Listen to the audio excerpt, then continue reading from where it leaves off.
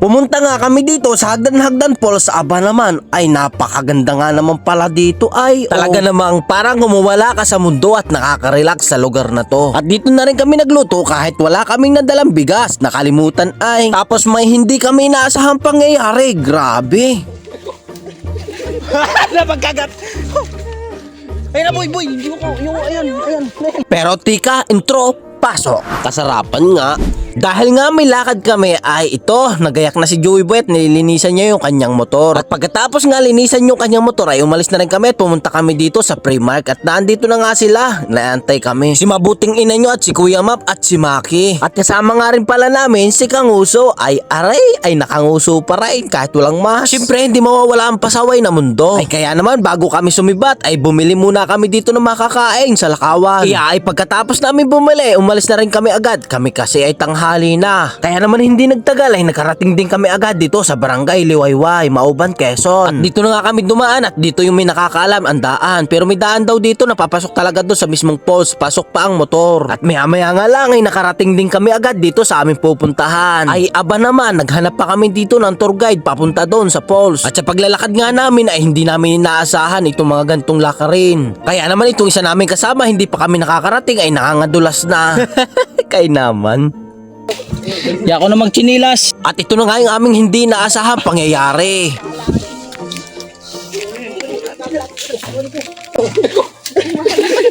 Napagkagat. Ayun na boy. Ayan. Kalaban. Sakit. Napagkagat si ano. Ay, ayun no. Ay, boy. Yoko, boy. Ang daming kalaban. Boy. Parang nakahilog mo. Napagkagat si Kuya Maps. Ayan, nakasunod na. Si my God. Nasaan po? Ayun, laki. Ang laki ano? Nasa kahon, nauga pala ay. Umakit kayo ng kapag ng kalawang sapa. Napagkagat kami guys. Nilulumbo. Tapos sa isa sapa na kayo tumaan. Nakahilog mo laki. Ay, kuha. Parang ang hilo. Ha? Una na po kayo tumaan. Baka manghabol pa ay. Habol kami doon oh. Napo yung cellphone.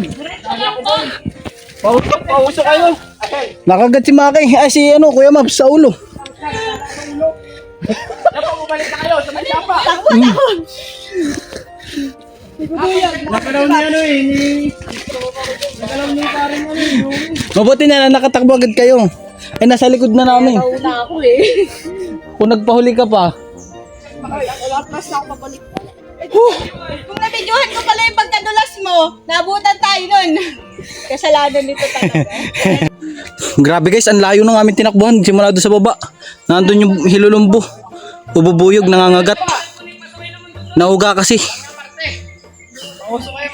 Ay, ano po. Nasa paring? Pauso. Saan? Saan tong ulo ko? Ay, nakagat nga yun sa ulo. Pagaw.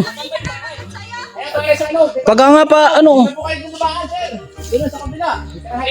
Tinitignan ko po yung cellphone. Dapat pa yung cellphone. Doon. Naiwan yung cellphone ni ano, pasaway ng mundo. Nahila ni Joey Boy eh. Alam mo nahila eh. Ha? Hindi pala mabiro ko po yun. Kaya yung laki. Ganda na experience namin dito. Hindi makakalimutang alaala. Ano Kuya Maps? Sakit ano? Diyan din eh. Kagat ka rin pala sa siko. Oo. Lagnat ka niyan mamaya.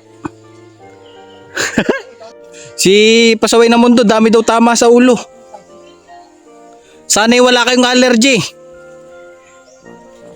Takoy, buti nakabalabal ako. Dami kagat pare. Sakit. Mamagay mo ka mo mamaya. Pasok yan. Mamagay mo ka mo mamaya. Kami nasa malayo na, hinahabol pa rin kami. Buti tayo hindi nakagat. Kaya man tama na yung Kaya nga. Amay, lubog. Kung ano. Pati na tama. Ang laki ng tama. Malaki ang puwit niyan eh. Ganyan. Oo nga ni. Sa ulo mamaya, titignan natin sa ulo mamaya. Ano pare? Guys oh. Yun. Yun, lubog din. Sa kamay oh. Siko. Ay, yun nga din oh. Nadali oh. Tanggalaan. Sakit naman ang pisingay ko eh. Ito. Sakit. Oh. Pagang-pagangay oh. Nalilambo yan. Nanakit pati yung bata ko. Hanip yan.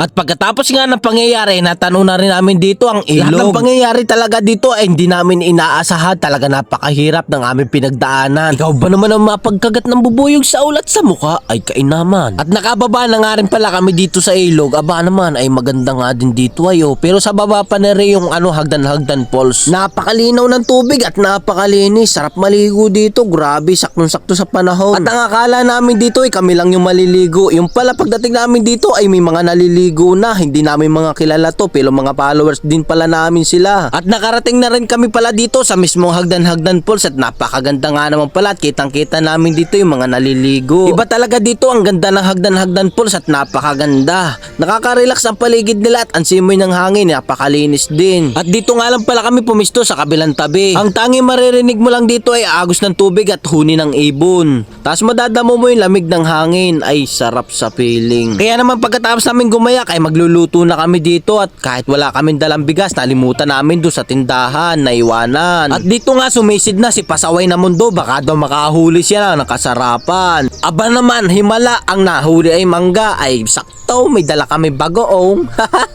At maya nga lang pala, iluto na yung niluluto ni Kanguso. Aba naman, ay kasarapan, sinigang, igop abaw. At shoutout nga pala dito kay Idol Terry Masangkay ng Aklan. Aba naman, ingat ka palagi Idol, God bless. Pero bago ang lahat, kakain muna tayo kahit walang kanin. Nalimutan kasi yung bigas doon sa tindahan, naiwanan. Kaya naman, sa dami-daming malilimutan ay yung bigas pa.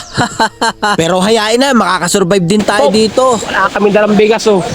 Ito ang kakainin namin. Kasarapan nga. At shoutout nga pala kay Federico Morada. Maraming salamat sa iyong suporta, Idol. God bless. Mag-iingat ka palagi. At dito nga ay nagtiktok-tiktok lamang sila at maya-maya lang iuwi na kami. Maraming salamat sa iyong panonood. God bless. Araw-araw, sipag lang. Patungo sa bukas.